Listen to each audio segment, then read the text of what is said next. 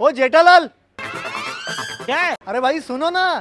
अरे काम क्या बोला ना. जेठालाल नाशिककरांचं फेवरेट रेस्टॉरंट रामा हेरिटेज घेऊन आलंय मॉन्सून फूड फेस्टिवल.